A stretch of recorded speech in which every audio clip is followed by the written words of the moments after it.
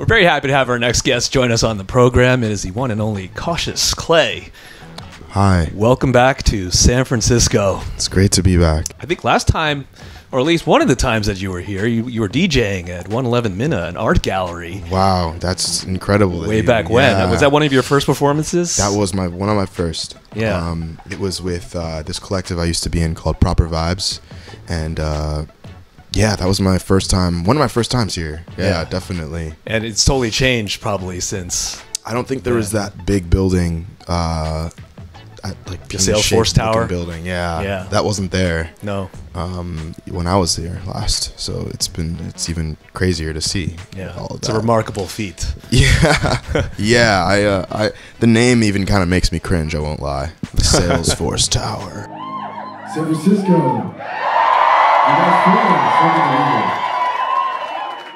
Let's get some perspective on this. As a 7-year-old picking up the flute for the first time, trying to jam out to nothing.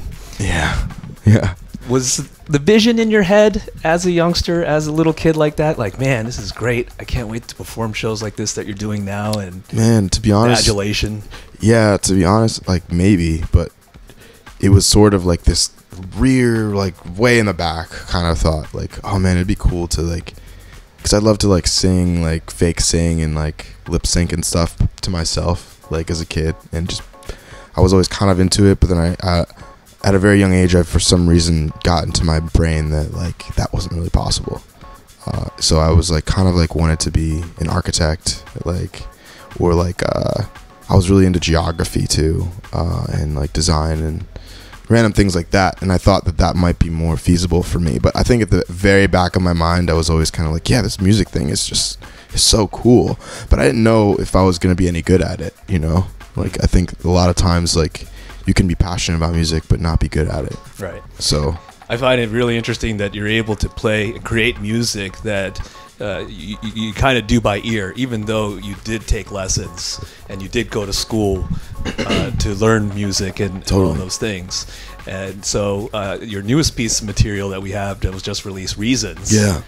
Totally different in a way, I would say, right? That Cold War and the previous 100%. EPs, Resonance and so forth. Yeah. Hudson Mohawke was He's a part of that. Man. Yeah. And for those that need a reminder, he was integral in Life of Pablo. Exactly. And a lot of work with Kanye. Yeah. How did that relationship get together? So we actually met when I was in LA. And right after I put out Joshua Tree, this guy Tobias Jesser Jr., his management hit me up, and we were just like, cool. Like, I didn't really know much about him, but later found out that he had done like a bunch of Adele records and like he's like worked in that kind of writing space. And I was like at the time I was just doing songs in my room, you know, kind of thing. But like he hit me up to write in LA, and I was like, cool. Like, I'm down. Like, I don't know what this will be, but. We ended up writing some really cool stuff together, and then he later tells me that he's neighbors with Hudson Mohawke, and so we wrote a song, and then we were like, yo, let's go over see what Ross is up to. And then like he was just in there cooking up a soca type sounding beat, and I was like, this is ridiculous sounding, like so cool. And then that was what would later be Reasons. This was almost a year ago. That's an amazing story. Yeah. You know, that's something that I think as a fan, as a listener, you don't get insight to, because you figure, oh, everybody knows everybody.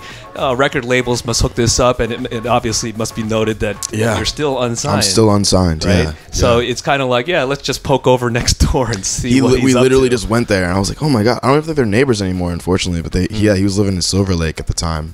And yeah, it was so cool. Like, that's amazing. We just got to hang. And so that leads me to the other relationship that is pretty high profile. That John Mayer just hits you up on DM. Yeah. And next thing you know, you're on his Instagram live in his studio.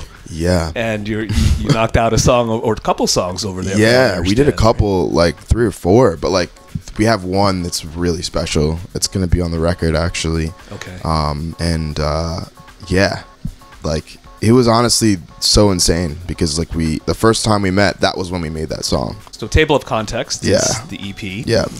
And so is Table of Context this amalgamation of these collaborations, influences? What period is this snapshot of material?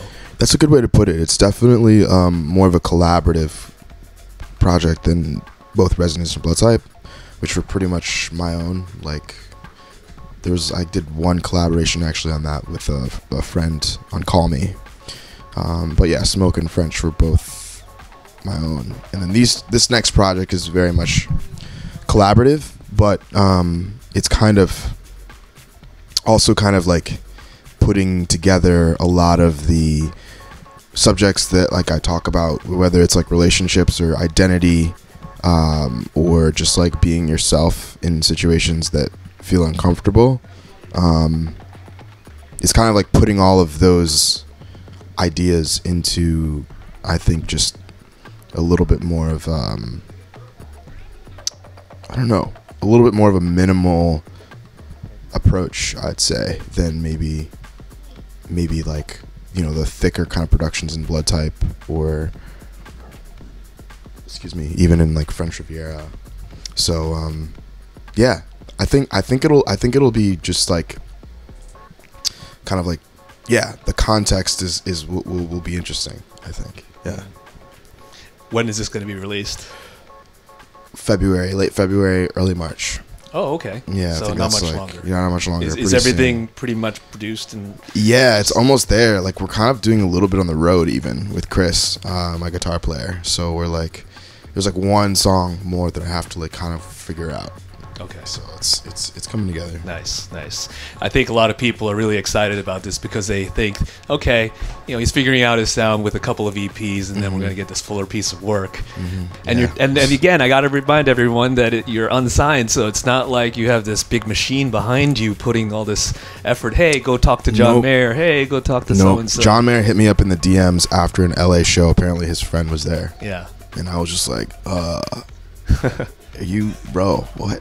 Right. Like, so it's all been very word crazy. of mouth. Yeah. Yeah.